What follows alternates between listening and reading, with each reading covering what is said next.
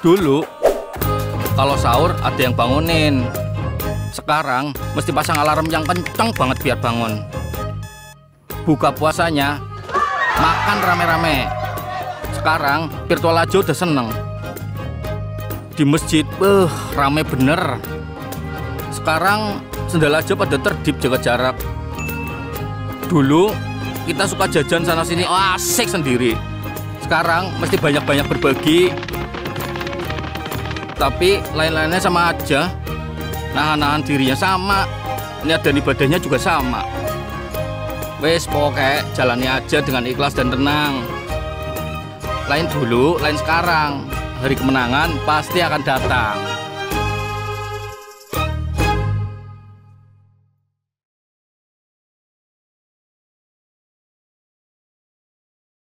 Al-Fatihah.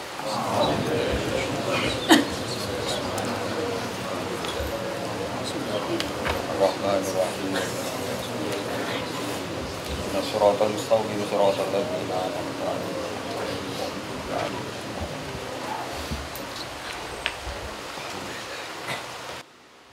Saiki ora. Wong bodho kabeh ngaji, iku wae niate ngaji mau golek barokah, ora golek paham. Mergo wis ngerti nek ora bakal paham. Dadi akhirnya ya realistis ae. Takoki kenapa ngaji sing entuk barokah. Semangkone kok nguri ora paham. Mau kenangane ngaji, ngajine rame, wis ngono tok. Mbak Kasapa mbah kok nguri rapati krungu.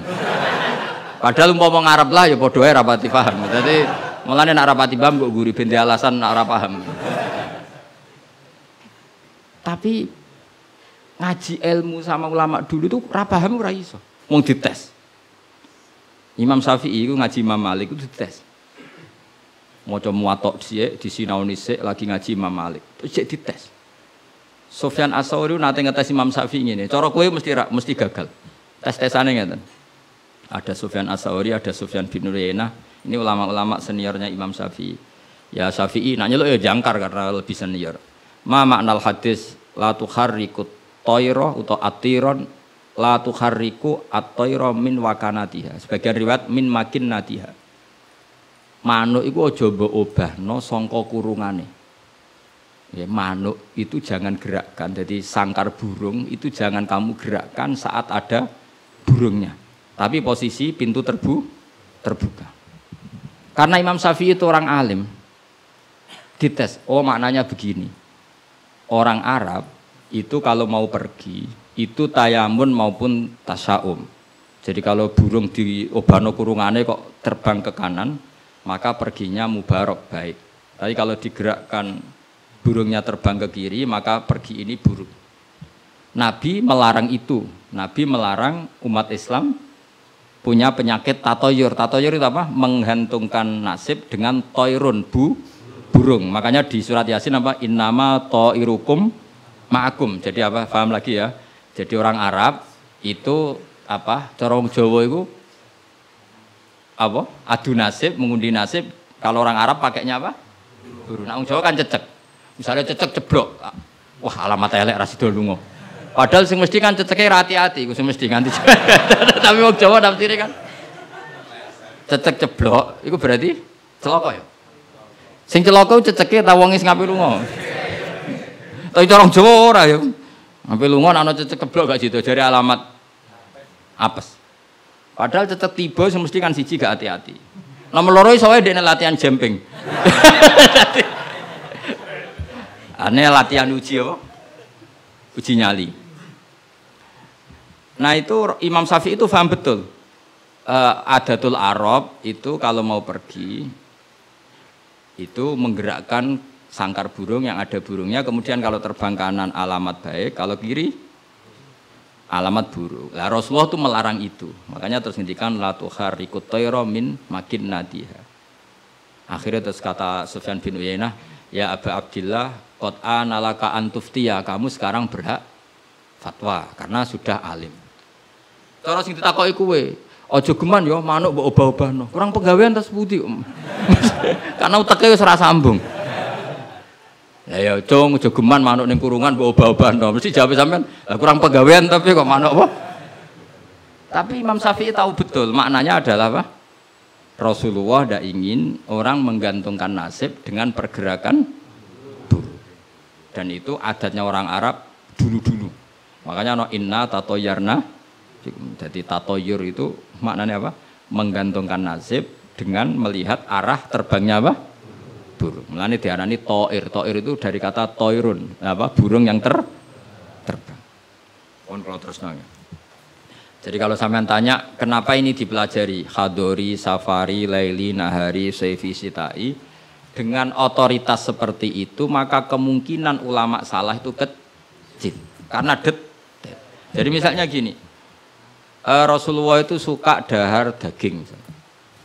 Ya sudah, kita tafsirkan hanya ada momen di mana Rasulullah itu suka dahar daging. Rasulullah itu sering lapar, ya maksudnya ada momen yang Nabi itu milih lapar. Rasulullah itu suka dahar, ya ada momen yang Nabi itu suka dahar.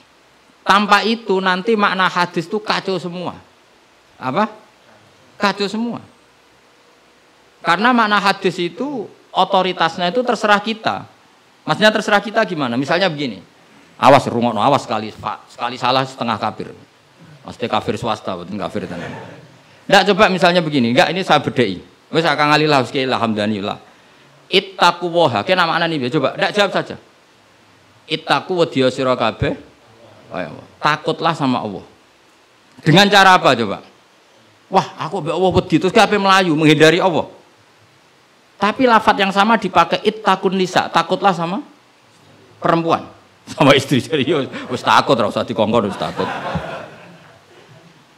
Ada lagi misalnya nyuwun sewu ittaqul hayyah, kamu takutlah ular.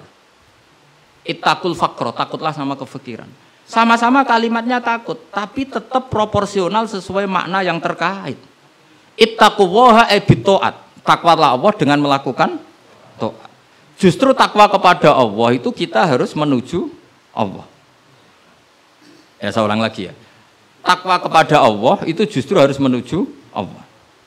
Sehingga monggo mriki, tafadhol mriki. Mboten niki sami. Ini saudara antum ini. Ya saya ulang lagi ya. Lafaz itu akan proporsional sesuai konteksnya. Dan ini para pendengar harus tahu. Misalnya saya ulang lagi ya. Ittaqullaha, takutlah kepada Allah. Apa artinya kita menghindari Allah? Kalau kamu takut ular, takut perempuan cantik, kena fitnahnya harus menghindar. Kalau takut Allah, kalau menghindar kan malah salah. Makanya di Quran ada ayat gimana? Wa dzannu alla malja'a minallahi illa ilaih. Ada 3 sahabat yang melakukan kesalahan, yaitu takhalluf anil jihad. Beliau terlambat mengikuti perang Tabuk. Singkat cerita dineng Kanjeng Nabi sampai 50 hari. Semua sahabat diperintahkan Nabi jangan omongi dia. Hujron dineng. Sehingga ketika dineng itu mereka sudah selesai hidupnya. Ini disebut wa alas salasatil ladzina khulifu hatta idza daqat alaihimul ardu bima rahubat wa dhannu sak terusé itu sampai wa dhannu alla malja'a minallah illa ilaihi. Ketika dineng Nabi, dineng sahabat, wah entek uripku. Bareng ngrasa entek uripe terus beliau iktikaf di masjid, bahkan menyancangkan diri, mengikatkan diri di tiang masjid, dan dia berjanji semua hartanya diamalkan, semua hidupnya diibadahkan. Dan dia mengira sudahlah saya tidak bisa lari dari Allah kecuali menuju Allah itu sendiri. Jadi unik kan, takut Allah itu artinya apa? Justru harus mendekat. Kamu takut kiai, semua kiai kita hormati. Kita hormat sama Mbak Arwani, Mbah Mun, hormat sama Mbah Hasyim Asy'ari. Tapi hormat kita, takut kita malah kalau ada kiai ngaji kita mendekat. Tapi kalau takut ular kubra harus lari. Nah, sama-sama kalimatnya takut. Nah, bayangkan kalau makna di Quran seperti ini tidak oleh ahlinya, betapa salahnya. Sama-sama kalimatnya takut. Nah, tapi dengan banyak pengetahuan yang musalsal ila Rasulillah SAW, kita tahu proporsi ittaqun nisa kayak apa, ittaqullah kayak apa, ittaqul hayyah kayak apa.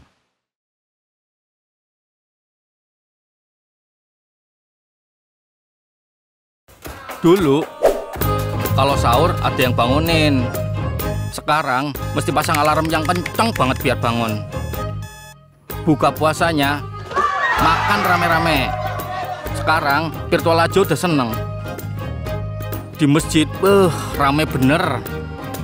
Sekarang sendal aja pada terdip jaga jarak. Dulu kita suka jajan sana sini, asik sendiri. Sekarang mesti banyak-banyak berbagi.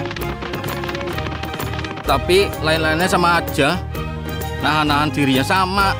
Niat dan ibadahnya juga sama. Wes pokoknya jalani aja dengan ikhlas dan tenang. Lain dulu, lain sekarang. Hari kemenangan pasti akan datang.